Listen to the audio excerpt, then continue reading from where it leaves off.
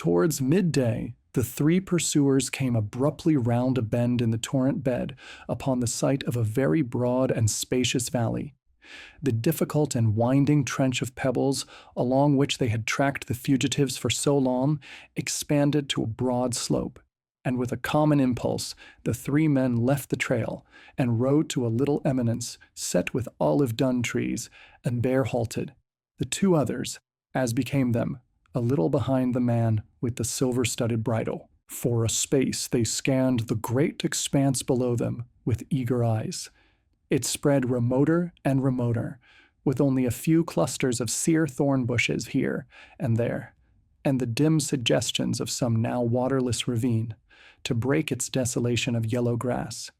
Its purple distances melted at last into the bluish slopes of the further hills, hills it might be of a greener kind, and above them invisibly supported, and seeming indeed to hang in the blue, were the snow-clad summits of mountains, that grew larger and bolder to the northwestward as the sides of the valley drew together. And westward the valley opened, until a distant darkness under the sky told where the forests began. But the three men looked neither east nor west, but only steadfastly across the valley. The gaunt man with the scarred lip was the first to speak. "Nowhere," he said, with a sigh of disappointment in his voice. "But after all, they had a full day's start. They don't know we are after them," said the little man on the white horse. "She would know," said the leader bitterly, as if speaking to himself. "Even then they can't go fast. They've got no beast but the mule, and all today the girl's foot has been bleeding." The man with the silver bridle flashed a quick intensity of rage on him. "Do you think I haven't seen that?" he snarled. "It helps anyhow," whispered the little man to himself. The gaunt man with the scarred lip stared impassively. "They can't be over the valley," he said. "If we ride hard—" He glanced at the white horse and paused. "Curse all white horses," said the man with the silver bridle, and turned to scan the beast his curse included. The little man looked down between the melancholy ears of his steed. "I did my best," he said.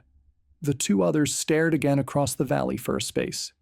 The gaunt man passed the back of his hand across the scarred lip. "Come up," said the man who owned the silver bridle, suddenly. The little man started and jerked his rein, and the horse hoofs of the three made a multitudinous faint pattering upon the withered grass as they turned back towards the trail. They rode cautiously down the long slope before them, and so came through a waste of prickly, twisted bushes and strange dry shapes of horny branches that grew amongst the rocks, into the levels below. And there the trail grew faint, for the soil was scanty, and the only herbage was this scorched dead straw that lay upon the ground. Still, by hard scanning, by leaning beside the horses' necks, and pausing ever and again, even these white men could contrive to follow after their prey. There were trodden places, bent and broken blades of the coarse grass, and ever and again the sufficient intimation of a footmark. And once the leader saw a brown smear of blood where the half-caste girl may have trod. And at that, under his breath, he cursed her for a fool. The gaunt man checked his leader's tracking, and the little man on the white horse rode behind, a man lost in a dream. They rode one after another. The man with the silver bridle led the way, and they spoke never a word. After a time, it came to the little man on the white horse that the world was very still. He started out of his dream. Besides the little noises of their horses and equipment, the whole great valley kept the brooding quiet of a painted scene. Before him went his master and his fellow, each intently leaning forward to the left, each impassively moving with the paces of his horse. Their shadows went before them, still, noiseless, tapering attendants. And nearer, a crouched, cool shape was his own. He looked about him. What was it had gone? Then he remembered the reverberation from the banks of the gorge, and the perpetual accompaniment of shifting, jostling pebbles. And moreover, there was no breeze. That was it. What a vast, still place it was, a monotonous afternoon slumber. And the sky open and blank, except for a somber veil of haze that had gathered in the upper valley. He straightened his back, fretted with his bridle, puckered his lips to whistle, and simply sighed. He turned in his saddle for a time and stared at the throat of the mountain gorge out of which they had come. Blank, blank slopes on either side, with never a sign of a decent beast or tree, much less a man. What a land it was! What a wilderness! He dropped again into his former pose. It filled him with a momentary pleasure to see a rye stick of purple-black flash out into the form of a snake and vanish amidst the brown. After all, the infernal valley was alive. And then, to rejoice him still more, came a little breath across his face, a whisper that came and went, the faintest inclination of a stiff black-antlered bush upon a little crest, the first intimations of a possible breeze. Idly he wetted his finger and held it up. He pulled up sharply to avoid a collision with the gaunt man, who had stopped at fault upon the trail. Just at that guilty moment, he caught his master's eye looking towards him. For a time, he forced an interest in the tracking. Then, as they rode on again, he studied his master's shadow and hat and shoulder, appearing and disappearing behind the gaunt man's nearer contours. They had ridden 4 days out of the very limits of the world into this desolate place, short of water, with nothing but a strip of dried meat under their saddles, over rocks and mountains, where surely none but these fugitives had ever been before. For that. And all this was for a girl, a mere willful child, and the man had whole cityfuls of people to do his basest bidding. Girls, women. Why in the name of passionate folly this one in particular? Asked the little man, and scowled at the world, and licked his parched lips with a blackened tongue. It was the way of the master, and that was all he knew. Just because she sought to evade him. His eye caught a whole row of high-plumed canes bending in unison, and then the tails of silk that hung before his neck flapped and fell. The breeze was growing stronger. Somehow it took the stiff stillness out of things, and that was well. "Hello," said the gaunt man. All three stopped abruptly. "What?" asked the master. "What?" "Over there," said the gaunt man, pointing up the valley. "What?" "Something coming towards us." And as he spoke, a yellow animal crested a rise and came bearing down upon them. It was a big wild dog, coming before the wind, tongue out, at a steady pace, and running with such an intensity of purpose that he did not seem to see the horseman he approached. He ran with his nose up, following, it was plain, neither scent nor quarry. As he drew nearer, the little man felt for his sword. "He's mad," said the gaunt rider. "Shout," said the little man, and shouted. The dog came on. Then, when the little man's blade was already out, it swerved aside and went panting by them and passed. The eyes of the little man followed its flight. "There was no foam," he said. For a space the man with the silver-studded bridle stared up the valley. "Oh, come on," he cried at last. "What does it matter?" and jerked his horse into movement again. The little man left the insoluble mystery of a dog that fled from nothing but the wind, and lapsed into profound musings on human character. "Come on," he whispered to himself. Why should it be given to one man to say "come on" with that stupendous violence of effect? Always, all his life, the man with the silver bridle has been saying that. If I said it, thought the little man. But people marveled when the master was disobeyed, even in the wildest things. This half-caste girl seemed to everyone, mad, blasphemous almost. The little man, by way of comparison, reflected on the gaunt rider with the scarred lip. As stalwart as his master, as brave, and indeed, perhaps braver. And yet for him there was obedience. Nothing but to give obedience duly and stoutly. Certain sensations of the hands and knees called the little man back to more immediate things. He became aware of something. He rode up beside his gaunt fellow. "Do you notice the horses?" he said in an undertone. The gaunt face looked interrogation. "They don't like this wind," said the little man, and dropped behind as the man with the silver bridle turned upon him. "It's all right," said the gaunt-faced man. They rode on again for a space in silence. The foremost two rode downcast upon the trail. The hindmost man watched the haze that crept down the vastness of the valley, nearer and nearer, and noted how the wind grew in strength moment by moment. Far away on the left, he saw a line of dark bulks, wild hog perhaps, galloping down the valley, but of that he said nothing, nor did he remark again upon the uneasiness of the horses. And then he saw first one and then a second great white ball, a great shining white ball like a gigantic head of thistledown that drove before the wind athwart the path. These balls soared high in the air and dropped and rose again and caught for a moment, and hurried on and passed, but at the sight of them the restlessness of the horses increased. Then presently he saw that more of these drifting globes, and then soon very many more, were hurrying towards him down the valley. They became aware of a squealing. Athwart the path a huge boar rushed, turning his head but for one instant to glance at them, and then hurling on down the valley again. And at that all three stopped and sat in their saddles, staring into the thickening haze that was coming upon them. "If it were not for this thistledown," began the leader, but now a big globe came drifting past within a score of yards of them. It was really not an even sphere at all, but a vast, soft, ragged, filmy thing, a sheet gathered by the corners, an aerial jellyfish as it were, but rolling over and over as it advanced, and trailing long, cobwebby threads and streamers that floated in its wake. "It isn't thistledown," said the little man. "I don't like the stuff," said the gaunt man. And they looked at one another. "Curse it!" cried the leader. "The air's full of it up there. If it keeps on at this pace long, it will stop us altogether." An instinctive feeling, such as lines out a herd of deer at the approach of some ambiguous thing, prompted them to turn their horses to the wind, ride forward for a few paces, and stare at that advancing multitude of floating masses.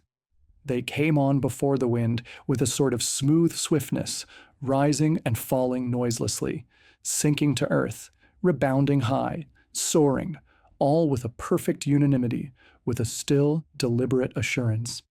Right and left of the horsemen, the pioneers of this strange army passed. At one that rolled along the ground, breaking shapelessly and trailing out reluctantly into long grappling ribbons and bands, all three horses began to shy and dance. The master was seized with a sudden, unreasonable impatience. He cursed the drifting globes roundly. "Get on," he cried. "Get on! What do these things matter? How can they matter? Back to the trail!" He fell swearing at his horse and sawed the bit across its mouth. He shouted aloud with rage. "I will follow that trail, I tell you," he cried. "Where is the trail?" He gripped the bridle of his prancing horse and searched amidst the grass. A long and clinging thread fell across his face. A gray streamer dropped about his bridle arm. Some big, active thing with many legs ran down the back of his head. He looked up to discover one of those gray masses anchored, as it were, above him by these things, and flapping out ends as a sail flaps when a boat comes about, but noiselessly. He had an impression of many eyes, of a dense crew of squat bodies, of long, many-jointed limbs hauling at their mooring ropes to bring the thing down upon him. For a space he stared up, reining in his prancing horse with the instinct born of years of horsemanship. Then the flat of a sword smote his back, and a blade flashed overhead and cut the drifting balloon of spiderweb free, and the whole mass lifted softly and drove clear and away. "Spiders!" cried the voice of the gaunt man. "The things are full of big spiders. Look, my lord." The man with the silver bridle still followed the mass that drove away. "Look, my lord." The master found himself staring down at a red, smashed thing on the ground that, in spite of partial obliteration, could still wriggle unavailing legs. Then, when the gaunt man pointed to another mass that bore down upon them, he drew his sword hastily. Up the valley now it was like a fog bank torn to rags. He tried to grasp the situation. "Ride for it!" the little man was shouting. Ride for it down the valley. What happened then was like the confusion of a battle.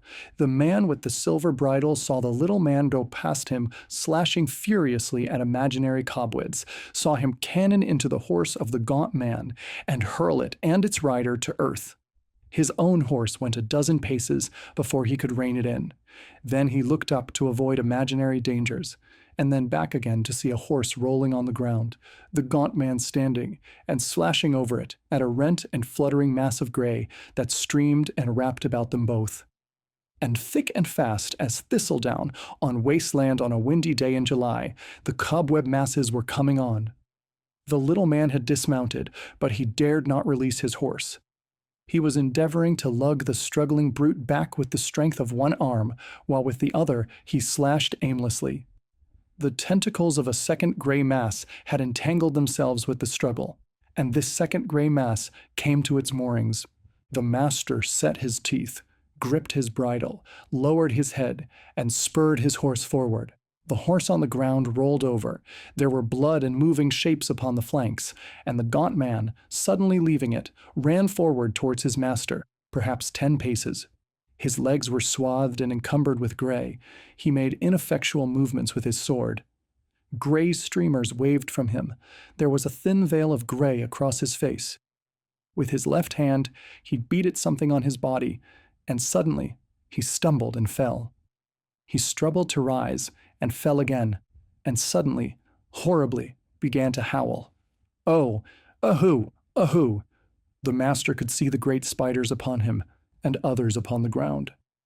As he strove to force his horse nearer to this gesticulating, screaming gray object that struggled up and down, there came a clatter of hoofs, and the little man, in act of mounting, swordless, balanced on his belly athwart the white horse, and clutching its mane, whirled past. And again a clinging thread of gray gossamer swept across the master's face. All about him and over him it seemed this drifting, noiseless cobweb circled and drew nearer him. To the day of his death he never knew just how the event of that moment happened. Did he indeed turn his horse, or did it really of its own accord stampede after its fellow? Suffice it that in another second he was galloping full tilt down the valley with his sword whirling furiously overhead. And all about him on the quickening breeze, the spiders' airships, their air bundles and air sheets, seemed to him to hurry in a conscious pursuit. Clatter, clatter, thud, thud. The man with the silver bridle rode, heedless of his direction, with his fearful face looking up, now right, now left, and his sword arm ready to slash. And a few hundred yards ahead of him, with a tail of torn cobweb trailing behind him, rode the little man on the white horse, still but imperfectly in the saddle. The reeds bent before them, the wind blew fresh and strong. Over his shoulder the master could see the webs hurrying to overtake. He was so intent to escape the spider's webs that only as his horse gathered together for a leap did he realize the ravine ahead. And then he realized it only to misunderstand and interfere. He was leaning forward on his horse's neck, and sat up and back, all too late. But if in his excitement he had failed to leap, at any rate he had not forgotten how to fall. He was horseman again in mid-air. He came off clear, with a mere bruise upon his shoulder, and his horse rolled, kicking spasmodic legs, and lay still. But the master's sword drove its point into the hard soil, and snapped clean across, as though chance refused him any longer as her knight, and the splintered end missed his face by an inch or so. He was on his feet in a moment, breathlessly scanning the onrushing spider webs. For a moment he was minded to run, and then thought of the ravine, and turned back. He ran aside once to dodge one drifting terror, and then he was swiftly clambering down the precipitous sides, and out of the touch of the gale. There, under the lee of the dry torrent's steeper banks, he might crouch, and watch these strange gray masses pass and pass in safety till the wind fell, and it became possible to escape. And there for a long time he crouched, watching the strange gray, ragged masses trail their streamers across his narrowed sky. Once a stray spider fell into the ravine, close beside him. A full foot it measured from leg to leg, and its body was half a man's hand. And after he had watched its monstrous alacrity of search and escape for a little while, and tempted it to bite his broken sword, he lifted up his iron-heeled boot and smashed it into a pulp. He swore as he did so, and for a time sought up and down for another. Then presently, when he was sure these spider swarms could not drop into the ravine, he found a place where he could sit down, and sat and fell into deep thought and began after his manner to gnaw his knuckles and bite his nails. And from this he was moved by the coming of the man with the white horse. He heard him long before he saw him, as a clattering of hoofs, stumbling footsteps, and a reassuring voice. Then the little man appeared, a rueful figure, still with a tail of white cobweb trailing behind him. They approached each other without speaking, without a salutation. The little man was fatigued and shamed to the pitch of hopeless bitterness, and came to a stop at last, face to face with his seated master. The latter winced a little under his dependent's eye. "Well," he said at last, with no pretense of authority, "you left him?" "My horse bolted." "I know. So did mine." He laughed at his master mirthlessly. "I say, my horse bolted," said the man who once had a silver-studded bridle. "Cowards both," said the little man. The other gnawed his knuckle through some meditative moments, with his eye on his inferior. "Don't call me a coward," he said at length. "You are a coward like myself. A coward, possibly. There is a limit beyond which every man must fear. That I have learnt at last. But not like yourself. That is where the difference comes in. I never could have dreamt you would have left him. He saved your life 2 minutes before. Why are you our lord?" The master gnawed his knuckles again, and his countenance was dark. "No man calls me a coward," he said. "No, a broken sword is better than none. One spavined white horse cannot be expected to carry 2 men a 4 days' journey. I hate white horses, but this time it cannot be helped. You begin to understand me? I perceive that you are minded, on the strength of what you have seen in fancy, to taint my reputation. It is men of your sort who unmake kings. Besides which, I never liked you." "My lord?" said the little man. "No," said the master. "No." He stood up sharply as the little man moved. For a minute, perhaps, they faced one another. Overhead the spider's balls went driving.